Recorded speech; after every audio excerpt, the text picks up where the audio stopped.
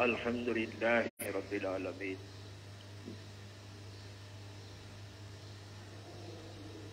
والصلاة والسلام على سيد الأنبياء والمرسلين أما بعد فأعوذ بالله من الشيطان بسم الله الرحمن الرحيم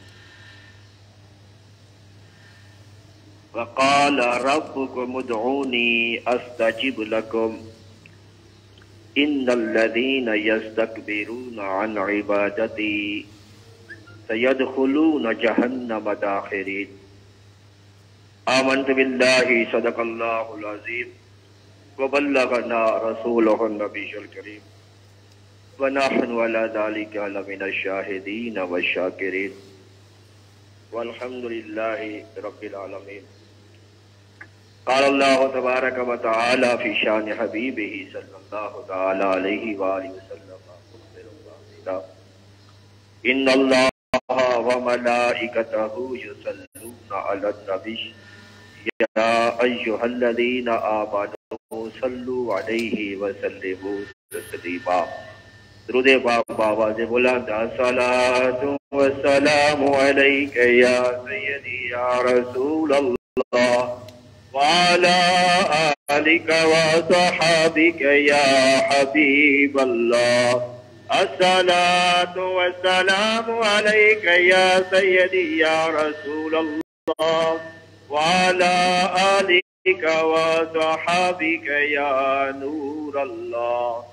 الصلاة والسلام عليك يا سيدي يا رحمة للعالمين وعلى آلك وصحابك يا خاتم النبيين. مولاي صل وسلم دائما أبدا على حبيبك خير الخلق كلهم. مولاي صل وسلم دائما أبدا على حبيبك خير الخلق كلهم. هو الحبيب الذي ترجى شفاعته لكل هول من الأهوال مقتحم. مولاي صل وسلم دائما أبدا على حبيبك خير الخلق كلهم. فإن من جودك الدنيا وذرتها ومن علومك علم اللوح والكلام. مولاي صل وسلم دائما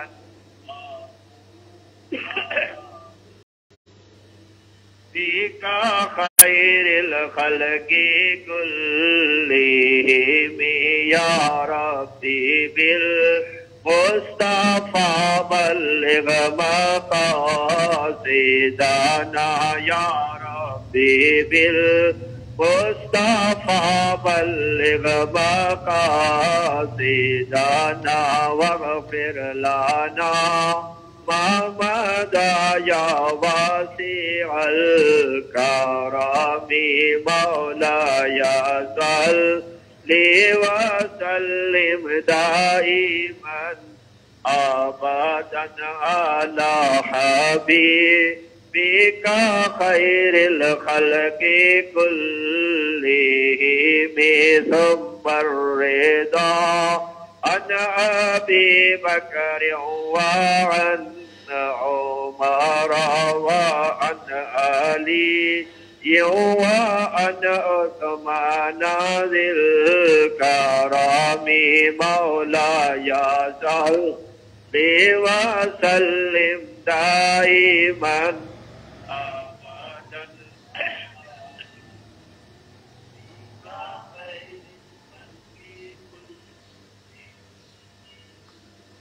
نبی کریم رؤوف الرحیم صلی اللہ تعالی علیہ وآلہ وسلم کی بارگاہ میں درود و سلام عرض کرنے کے بے شمار فضائل احادیث و روایات میں ملتے ہیں۔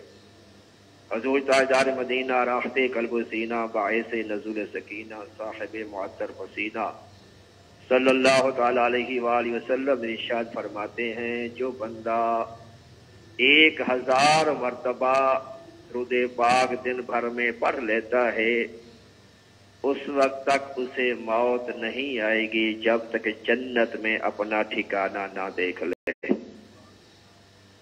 اللہ تبارک و تعالی ہمیں کثرت کے ساتھ درود و سلام پڑھنے کی توفیق عطا فرمائے۔ 24ویں پارے کی سورۃ المومن کی آیت نمبر 60 تلاوت کی ہے، جس میں اللہ تبارک و تعالی ارشاد فرماتا ہے، وقال ربکم ادعونی، اور تمہارے رب عز و جل نے فرمایا مجھ سے دعا مانگو، استجب لکم، میں قبول کروں گا، ان الذین یستکبرون عن عبادتی، جو میری عبادت یعنی دعا سے تکبر کرتے ہیں، سیدخلون جہنم داخرین، ان قریب ذلیل ہو کر جہنم میں ڈالے جائیں گے۔ ایک اور مقام پر سورہ بقرہ کی آیت نمبر 186 میں ارشاد فرمایا، وَإِذَا سَأَلَكَ عِبَادِي عَنِّي، اور اے محبوب صلی اللہ تعالی علیہ وآلہ وسلم، جب میرے بندے میرے بارے میں تم سے سوال کریں،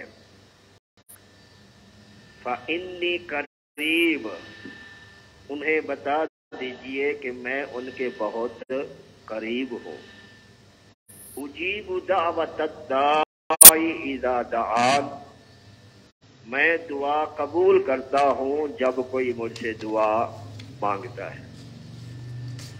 دعا اللہ تعالیٰ سے مناجات کرنے، اس کی قربت حاصل کرنے، اس کے فضل و انعام کے مستحق ہونے اور بخشش و مغفرت کا پروانہ حاصل کرنے کا نہایت آسان اور مجرب ذریعہ ہے۔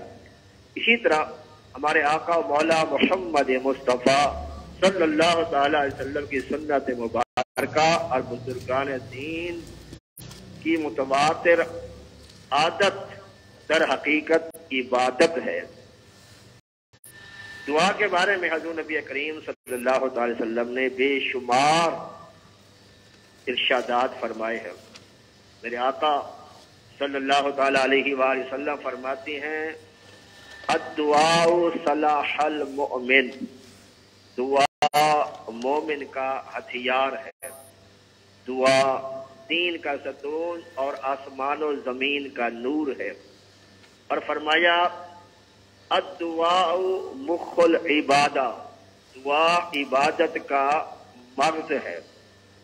حدیث قدسی میں آتا ہے کہ اللہ تبارک و تعالی ارشاد فرماتا ہے، من لا یدعونی اغضب علیہ، جو مجھ سے دعا نہیں مانگتا میں اس پر غضبناک ہوتا ہوں۔ تو دعا مانگتے رہنا چاہیے، کثرت کے ساتھ مانگتے رہنا چاہیے، اللہ تعالیٰ سے سوال کرتے رہنا چاہیے، وہ ضرور عطا فرماتا ہے۔ دعا مانگنے کے بے شمار فوائد ہیں، دینی فوائد بھی ہیں، دنیاوی فوائد بھی ہیں۔ دعا جب بندہ مانگتا ہے اس کو 5 فائدے فوراً حاصل ہو جاتے ہیں۔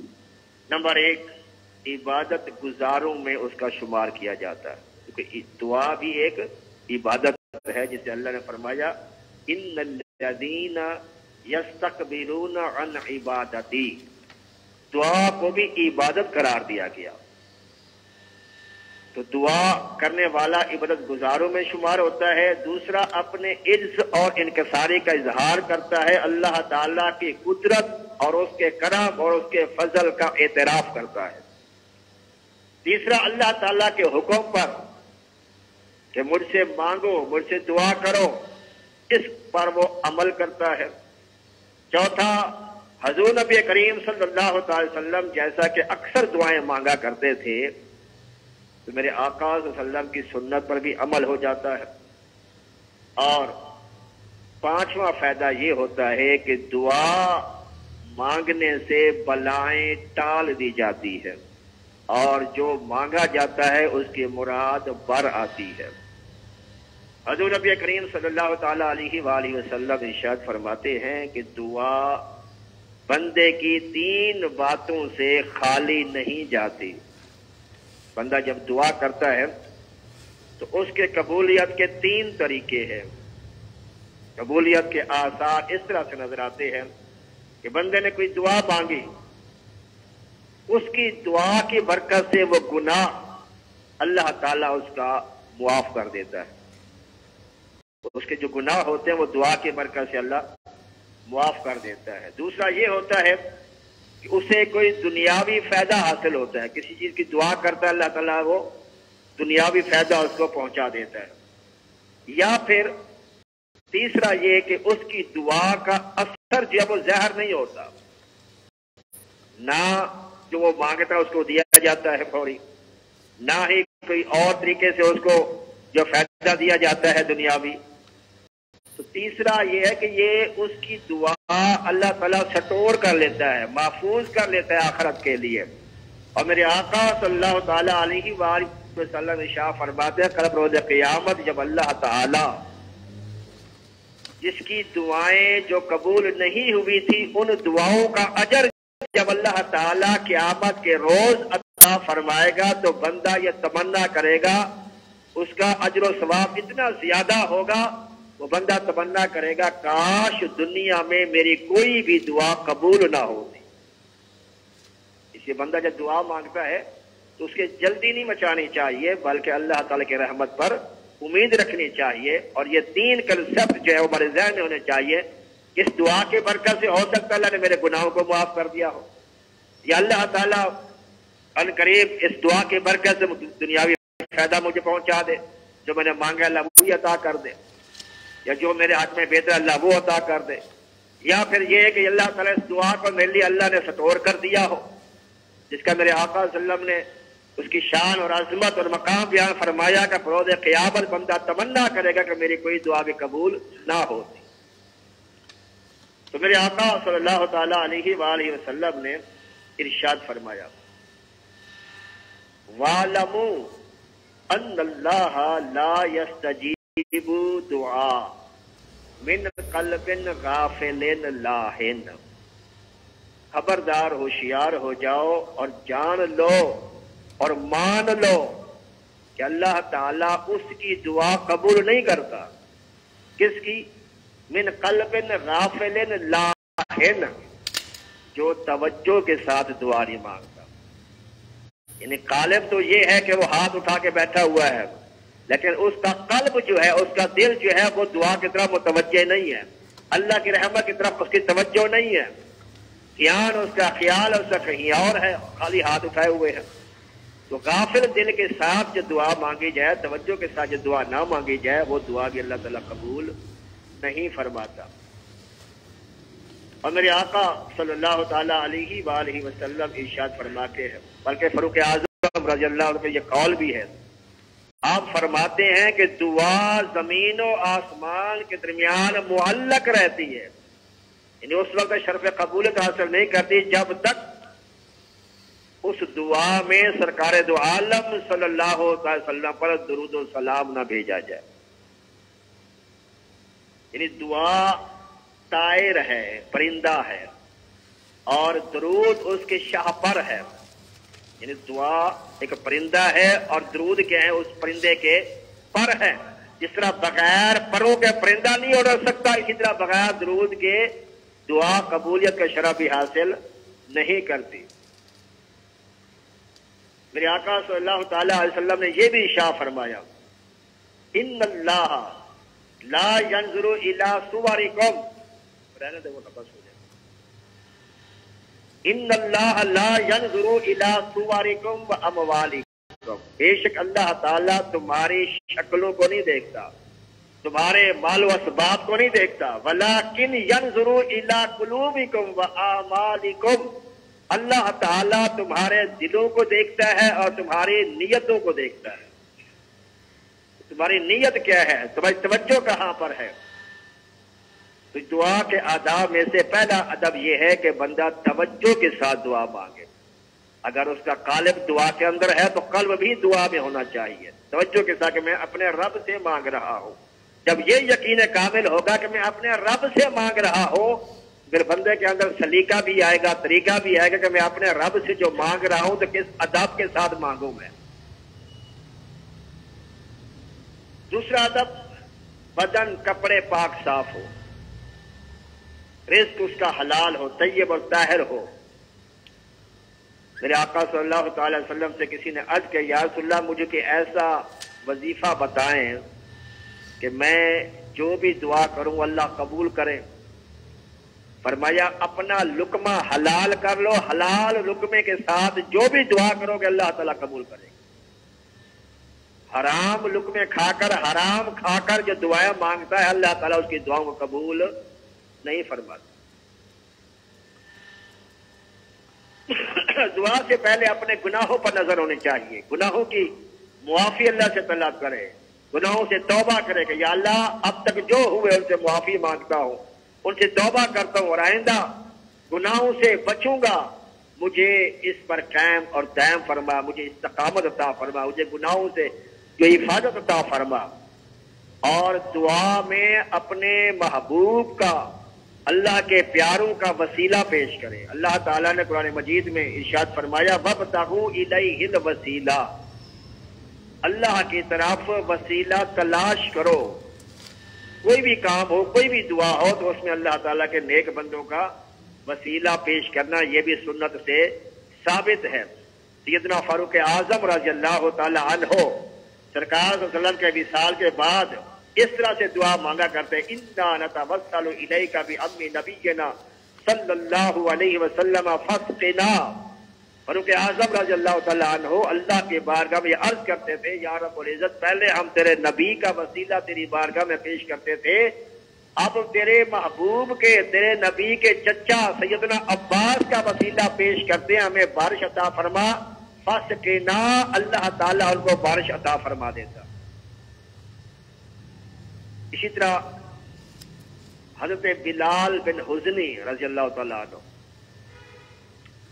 فاروق اعظم کے زمانے میں قحط ہو گیا، بارش نہیں ہو گئی، قحط سالی ہو گئی، تو حضرت بلال بن حزنی رضی اللہ تعالیٰ عنہ یہ سرکار عالم صلی اللہ علیہ وسلم کی قبر انور پر حاضر ہوئے اور عرض کیا، استسقی امتک یا رسول اللہ صلی اللہ علیہ وسلم، یا رسول اللہ صلی اللہ علیہ وسلم اپنی امت کے لیے بارش دلا دیجیے۔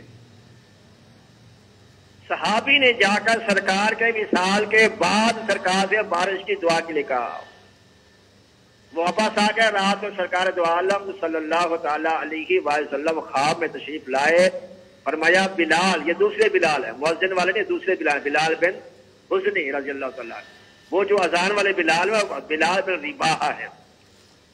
ان کے خواب میں میرے آقا تشریف لائے، فرمایا بلال جاؤ عمر کو میرا سلام کہو اور اس کو کہو کہ بارش ہو جائے گی۔ اسی طرح سید عائشہ صدیقہ رضی اللہ تعالیٰ عنہ کے بعد ایک مرتبہ صحابہ کرام حاضر ہوئے کہ امی جان بارش نہیں ہو رہی، مہربانی فرمایا دعا کریں بارش ہو۔ تو آپ نے فرمایا اس کا طریقہ یہ ہے کہ جو سرکار صلی اللہ علیہ وسلم کا حجرہ اقدس ہے، جہاں پہ سرکار کی قبر انور ہے، اس کی چھت میں تھوڑا سا سوراخ کر دو۔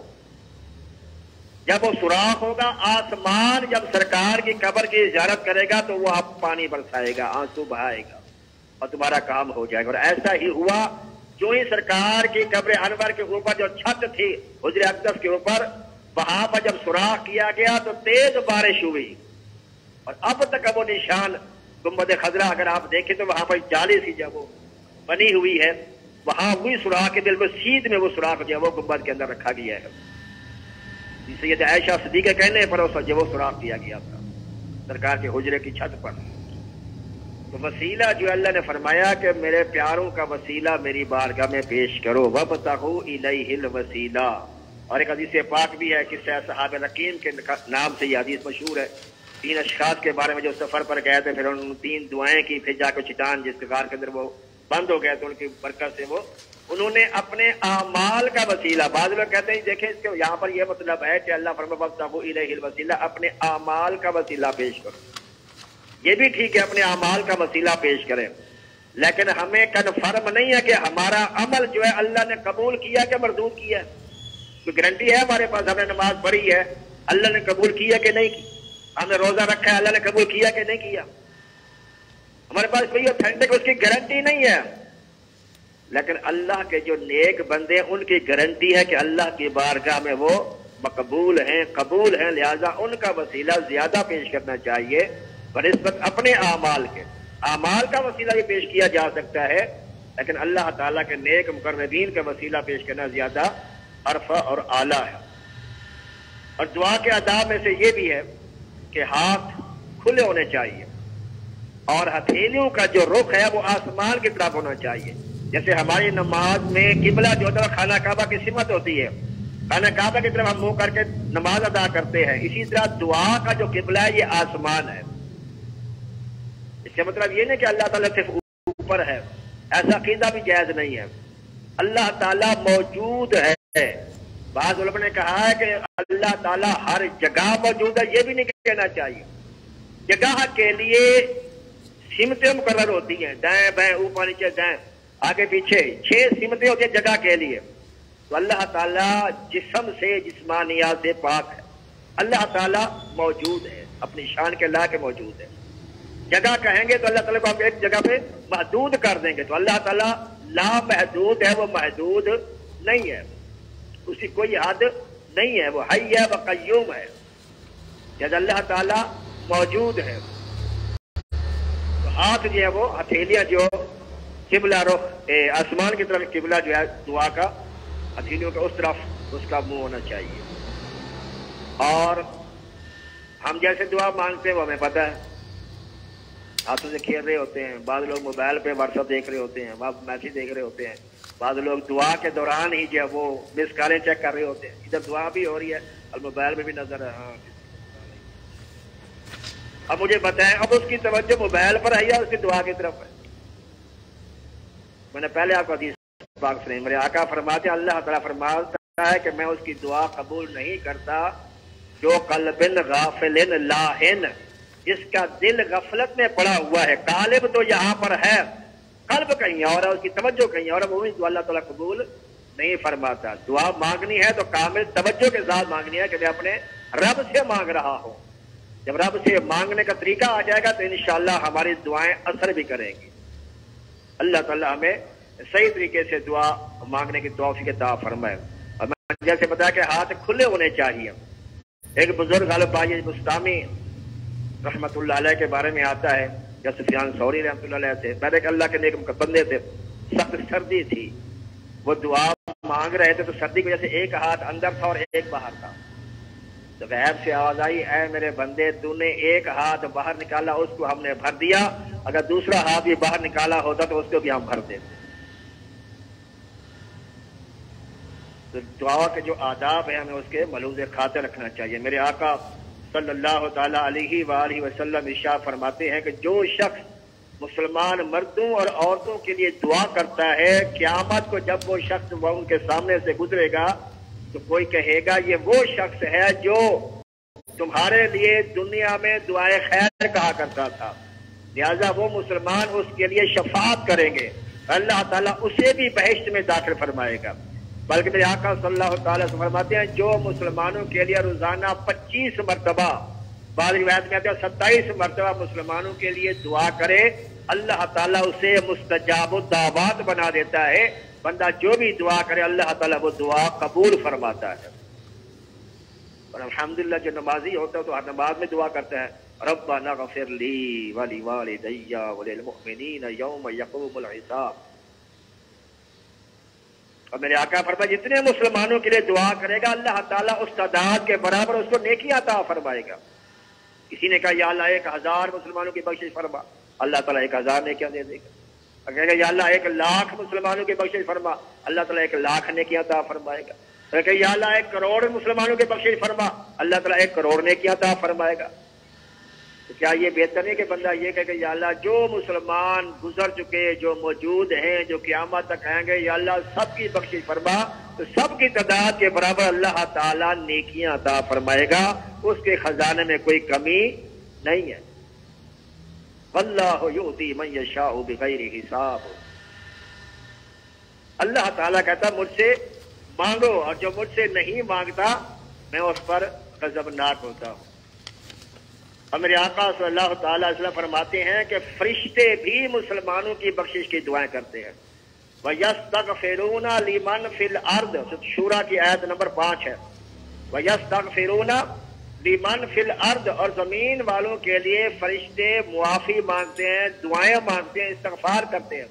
گزشتہ جو میں نے آپ کو حدیث پاک سنائی تھی, میرے آقا صلی اللہ تعالی وسلم آسمان دنیا پر, جب یہ آسمان نظر آتا ہے, میرے آقا فرماتے ہیں آسمان دنیا پر 80,000 فرشتے ایسے ہیں, ان لوگوں کے لیے بخشش کی دعائیں مانگتے ہیں جن کے دل میں صدیق اکبر فاروق اعظم کی محبت ہوتی ہے.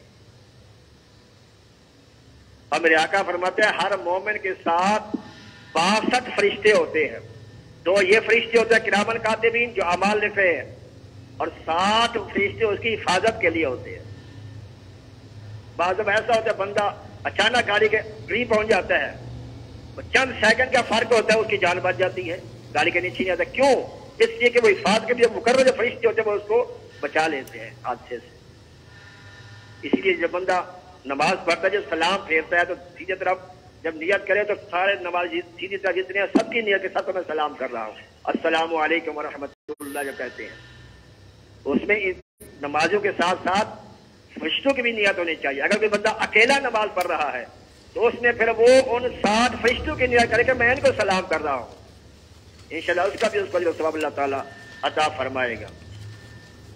اور بے شمار قرآن مجید میں تو اتنی دعائیں ہیں کہ جن کو شمار ہی نہیں کیا جا سکتا. اللہ تعالیٰ نے جا بجا دعائیں کرنے کا طریقہ بتایا ہے.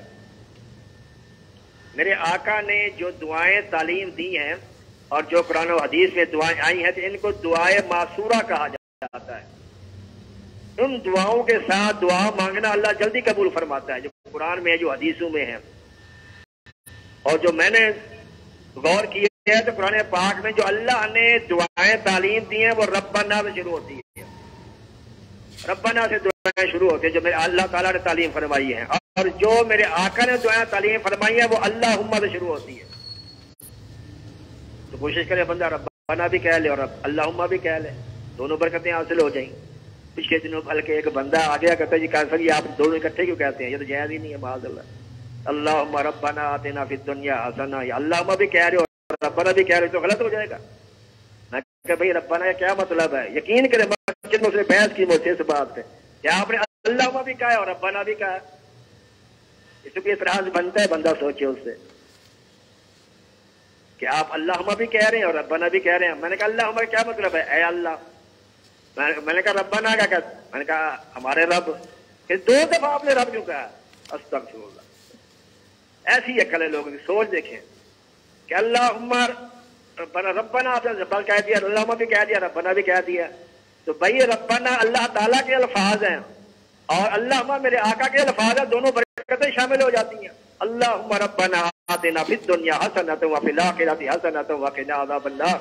اور میرے آقا صلی اللہ علیہ وسلم کے بارے میں یہ آتا ہے, صحابہ کرام فرماتے ہیں میرے آقا اگر دن میں 100 مرتبہ بھی دعا مانگتے, بالفرض اگر دن بھر میں میرے آقا 100 مرتبہ بھی دعائیں مانگتے تو ہر دعا میں یہ دعا ضرور شامل ہوتی تھی, اللہم ربنا آتنا فی الدنیا حسنۃ وفی الآخرۃ حسنۃ وقنا عذاب النار. بڑی جامع اور اکمل دعا ہے یہ, ربنا آتنا فی الدنیا حسنۃ وفی الآخرۃ حسنۃ وقنا عذاب النار, کہ دنیا میں بھی اللہ تعالیٰ ہمیں حسنہ عطا فرمائے. اور ربنا آتنا فی الدنیا حسنہ, علماء فرماتے ہیں اس کا مطلب یہ ہے کہ دنیا میں بھلائی کیا عطا فرمائے کہ اللہ تعالیٰ تمہیں علم اور حکمت عطا فرمائے, یہ ہے دنیا میں بھلائی. اور میرے آقا بھی فرماتے ہیں اللہ تعالیٰ جن سے بھلائی کا ارادہ فرماتا ہے اسے علم دین کی سمجھ عطا فرماتا ہے, اور آخرت میں کیا بھلائی اللہ تعالیٰ اس کو جنت عطا فرمائے. تو جب یہ دعا مانگے تو صبر ہونا چاہیے دعا کے اندر بھی کہ میں یہ دعا مانگ رہا ہوں، دنیا کی جو بھلائی مانگ رہا ہوں وہ یہی مانگ رہا ہوں اللہ تعالیٰ مجھے علم اور حکمت عطا فرمائے، اور آخرت کی جو بھلائی مانگ رہا ہوں وہ اللہ تعالیٰ مجھے جنت عطا فرمائے۔ اللہم ربنا آتنا فی الدنیا حسنۃ وفی الآخرۃ حسنۃ وقنا عذاب النار۔ اور بعض دفعہ ایسا ہوتا ہے بندہ جو دعائیں مانگ رہا ہوتا ہے وہ دعا اس کے حق میں صحیح نہیں ہوتی، جو چیز مانگ رہا ہوتا ہے وہ اس کے لیے منافع بخش نہیں ہوتی، اللہ تعالیٰ بہتر جانتا کہ یہ دعا اس کے لیے بہتر ہے یا نہیں ہے، اللہ تعالیٰ اس کے مطابق اس کو بندے کو عطا فرماتا ہے۔ اللہ تعالیٰ ارشاد فرماتا ہے، میرے آقا فرماتا ہے کہ جب کوئی پیارا اللہ کا نیک بندہ دعا مانگتا ہے تو جبرائیل علیہ السلام سے اللہ تعالیٰ کہتا ہے، بلکہ جبرائیل علیہ السلام عرض کرتے ہیں یا رب العزت تیرا بندہ تجھ سے مانگ رہا ہے، تجھ سے عرض کر رہا ہے، اللہ فرماتا ہے ٹھہر جاؤ ابھی نہ دو، یہ پھر مجھ سے مانگے گا، مجھ سے بار بار مانگے گا، مجھ سے بار بار سوال کرے گا، مجھے اس کی آواز بہت پسند ہے۔ اور جب کوئی فاسق یا کافر دعا مانگتا ہے اللہ فرماتا ہے اس کو فوری دے دو، فارغ کر دو اس کو، حالانکہ نیک بندہ دعا مانگ رہا ہے اس کو جلدی نہیں دیا جا رہا، اور جو گناہگار ہے، سیاہکار ہے، فاسق ہے، کافر ہے اس کو جلدی دے دیا جاتا ہے۔ اس کی وجہ یہ بتا دی کہ جو نیک بندہ مانگ رہا ہے اس کو جلدی نہیں دیا جا رہا، اس کی وجہ یہ اس کی آواز اللہ کو بڑی پسند ہے۔ فاسق فاجر کو اس لیے جلدی دی جا رہا ہے کہ اللہ تعالیٰ اس کی آواز پسند نہیں ہے۔ اللہ تعالیٰ قرآن مجید میں ارشاد فرماتا ہے عسیٰ ان تکرہوا شیئا وہو خیر لکم وعسیٰ ان تحبوا شیئا وہو شر لکم واللہ یعلم وانتم لا تعلمون۔ اللہ تعالیٰ فرماتا ہے عسیٰ ان تکرہوا شیئا، بعض چیزوں سے تم کراہت محسوس کرتے ہو، وہو خیر لکم، لیکن تمہارے لیے وہ بہتر ہوتی ہے، وعسیٰ ان تحبوا شیئا، بہت سی چیزیں کو تم پسند کر رہے ہوتے ہو، تو مانگ رہے تو کہ یہ مل جائے، وَهُوَ شَرٌّ لَكُمْ، لیکن وہ تمہارے لیے خطرناک ہوتی ہے۔ مثال کے ٹھنڈا سردی کا موسم وضو کرنے کو دل کرتا ہے؟ نہیں کرتا، یہ ٹھنڈے پانی سے کون وضو کرے، طبیعت نہیں مانتی، لیکن اللہ فرماتا ہے وضو کرو اس میں ڈبل ثواب دیا جائے گا، جتنی مشقت زیادہ ہوگی اتنا ثواب اللہ تعالیٰ زیادہ عطا فرمائے گا۔ اللہ فرماتا ہے عسیٰ ان تکرہوا شیئا، بعض چیزیں تم کراہت کرتے ہو، وَهُوَ خَيْرٌ لَكُمْ، حالانکہ وہ تمہارے لیے بہتر ہوتی ہیں، وَعَسَىٰ أَن تُحِبُّوا شَيْئًا، بعض چیزیں کو تم پسند کر رہے ہوتے ہو، وَهُوَ شَرٌّ لَكُمْ، وہ تمہارے لیے خطرناک ہوتی ہیں، تمہارے لیے شر ہوتی ہیں، وَاللَّهُ يَعْلَمُ، اللہ فرماتا ہے میں جانتا ہوں، وَأَنتُمْ لَا تَعْلَمُونَ، تم نہیں جانتے۔ اللہ فرماتا ہے عَسَىٰ أَن تَكْرَهُوا شَيْئًا وَيَجْعَلَ اللَّهُ فِيهِ خَيْرًا كَثِيرًا، بہت سی ایسی باتیں جو تمہاری طبیعت پر ناگوار گزرتی ہیں، لیکن اللہ فرماتا ہے میں نے اس کے اندر تمہارے لیے فائدے ہی فائدے رکھے۔